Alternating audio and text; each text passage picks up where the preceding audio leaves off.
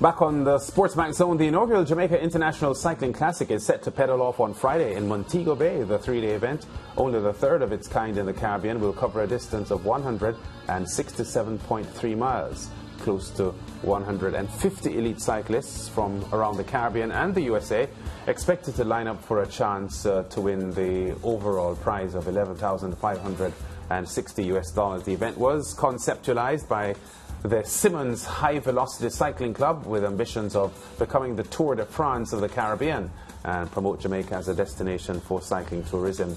Live coverage of the event will be on your home of champions, of course. Joining us to look ahead to tomorrow's start is organizer, former international cyclist and coach, Carlton Simmonds. Carlton, I know you're very, very busy on the eve of this event, but how satisfied are you at the moment with how things have gone?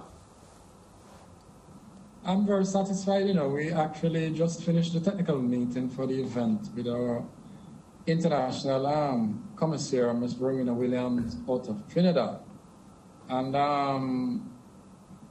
the information in terms of how the event will be run was well received. So we are happy that all is well. So we're looking forward to tomorrow morning. Yeah, great to see so many Caribbean entries. I saw some of the newspapers throughout the region. One of the St. Lucia newspapers putting the stories about their riders coming in. How satisfied are you that the Caribbean as a region is supporting this event?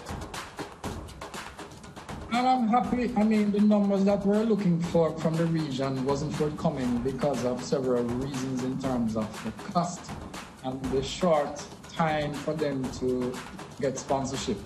But I am happy with who we have representing. And for me, the knowledge of the event and the reception from the region, I think is a good sign, because we now have the enthusiasm and the excitement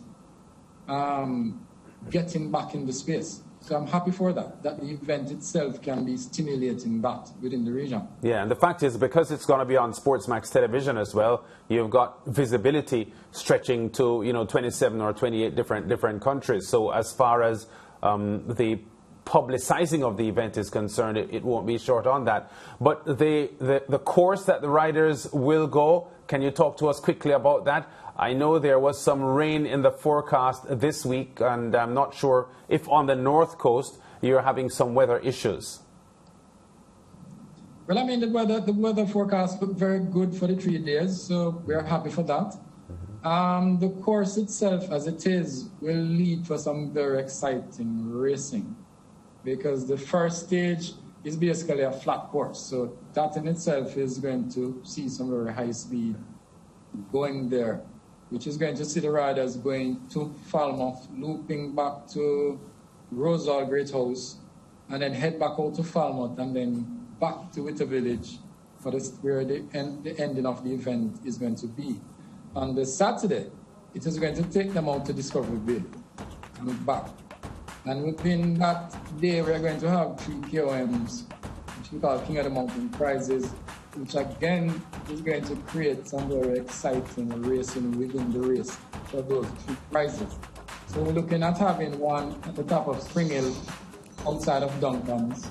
Then we're looking to have one at the top of Rio Bueno, on the way back to the finish. And then the last one is going to be at the top of Bracco. So that in itself is going to create some very exciting racing. And as they say, those climbs will differentiate the man from the boy in local, colloquial terms. So that in itself is going to be the queen stage of the event. On the Sunday, it will see them going up into Duncan's and back to Witter Village. And we are also going to have 2 KOMs in that stage as well. One at the top of Spring Hill and one at the clock in Duncan's. Yeah. So again, we should see some very exciting racing and some strong competition from the teams that will be taking part. Yeah, I know Duncan's very well. As a child, I had several trips to Duncan's because I had relatives there at the time. But you mentioned earlier on about the take-up not being as strong as you had hoped. Is it that the projection of 150 or close to 150 entrants, you didn't quite get that number? No, we didn't quite get that number this year.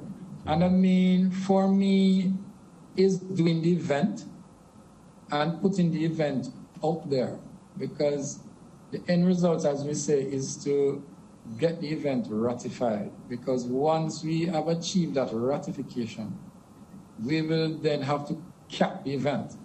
Because what we'll have now is a lot of teams, not just from the Caribbean, that will want to come and do the event because of the location and because of how we are pushing brand Jamaica as well through the event, through a company like yours, you know, putting Jamaica out there on the map where cycling is concerned. So I'm not daunted by the numbers that we have. I'm encouraged, to be honest with you.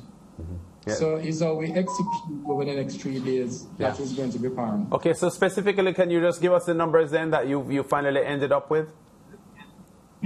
We have 45 entrances. 45. Okay. All right. You mentioned about getting ratification. What would it mean for your classic to be endorsed by the UCI, the International Cycling Union? What would that mean for the event? It's going to be a big thing. It is going to be a big thing because once, as I said, once we get that ratification, the event itself now will take on a different level of who it is that comes to the event to participate. So our local and regional cyclists will be exposed to more high-performance riders coming to the event. Yeah. So it's going to be critical that we have a very safe and structured event. Yes. Because that is the reason why we have brought on an international commissaire in Miss Rowena Williams out of Trinidad to oversee the event. So she can give a good account and assist us in how we can look to make any adjustment that is necessary to meet that standard. Okay, Carlton, thanks for talking to us. As we mentioned, happy from the home of champions to be broadcasting this event live over the next 3 days, and we'll be in touch. Carlton Simmonds, thanks for talking to us. Thanks for having me, and a big kudos again to your company, SportsMax, to taking on this challenge and going along with the ride with us to expose Jamaica to sport and to expose our cyclists. Great, brother. Happy to do that. Back with more on the SportsMax Zone after this.